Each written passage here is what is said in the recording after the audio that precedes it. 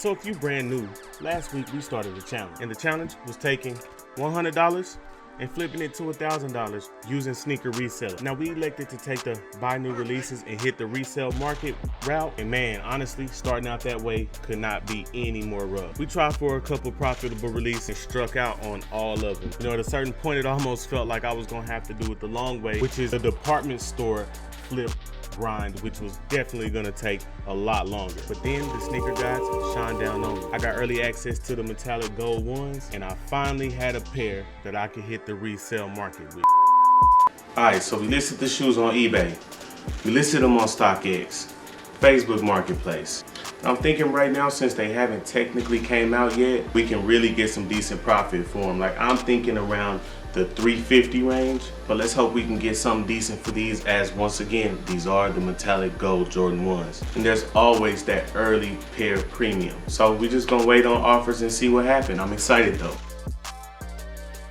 Alright, so actually we've got nothing on eBay yet. And honestly, as I browse around eBay, I may be seeing 1 or 2 of these sold. And honestly, for a little bit less than what I'm listing them for. But I'm gonna stick to my guns and I'm not gonna panic, because if we can get $350 for these, then man, our pop will be so big, we'll be able to go get any shoe we need that has crazy resale value. And then the road to 1,000 is that much shorter. Now, this is something I started to notice, and honestly, it kind of alarmed me as well. The StockX value of the shoe and size that I had started to plummet really fast. I really wish I had the presence of mind to have recorded it while it was happening, but I'll explain how it usually works. So usually when a pair of shoes hasn't been released in a while, value is super high. And then once a couple pairs start to get in circulation, then of course, it drops, but then it stabilizes right back up. Now, this is especially true with most Jordan 1s, and especially the black metallic gold ones. Like, I remember that pack that they had. I had to be in high school when those dropped, but it was those, it was the Carolina ones, and then I believe the Chicago ones with the patent leather. Oh my God, they was fire. So I was real confused as to why the price of these were just plummeting. I thought like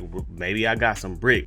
Man, I don't know, bro. I mean, if I sell them on StockX after fees, I can maybe make a $40 profit. eBay just eats up so much of the fee that it's like not even worth it. You gotta sell super high on eBay. Had a couple conversations on Facebook Marketplace, but nothing too serious. So what we're gonna try is taking the price down to $300, and maybe somebody locally might bite. Now, once I lowered the price to $300, I ain't gonna lie, I started to get more bites, more consistent, more serious buyers. And I still thought I could have and should have got $350 for them, but that's not what the market said. And that's one of the things about the market. We don't get to set the market. We don't get to say what the market is. We just play by the rules. So the market said that these shoes were worth between $250 and $300, so that's what we tried to get. Also, keep in mind that varies by size, but that's another conversation for another time. So after filtering out sketchy looking people and sketchy looking names, because honestly, for your safety, you do need to filter those out, it was down to 2 people, guy number 1 and guy number 2.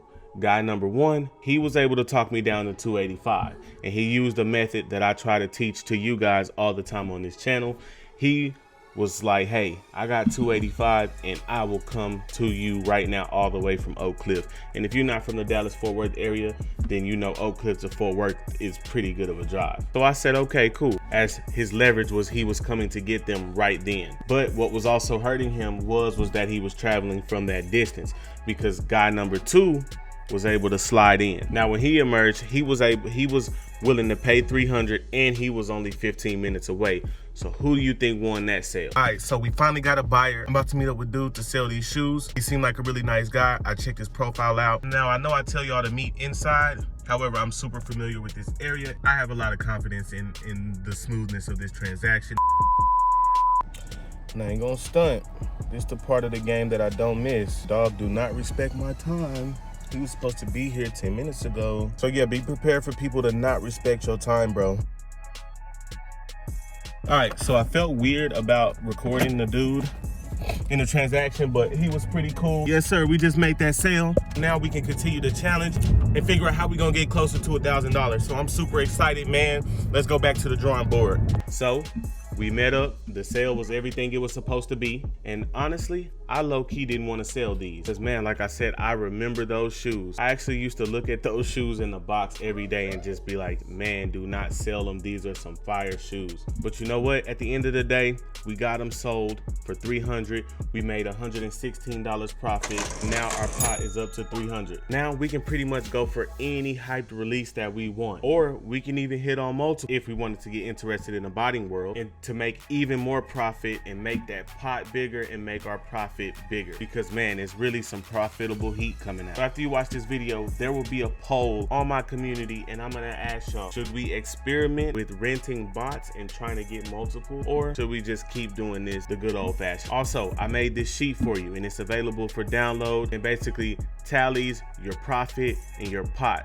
So you basically just enter in your data, and I already got the formula set up to where it does the math for you. That's something from me to you. Can't say I didn't get y'all none for Christmas. So if you're interested in finding out where we go from here, please like, comment, subscribe. Also, if you're interested in learning how to become a sneaker reseller, check out one of these videos or playlists that they show above.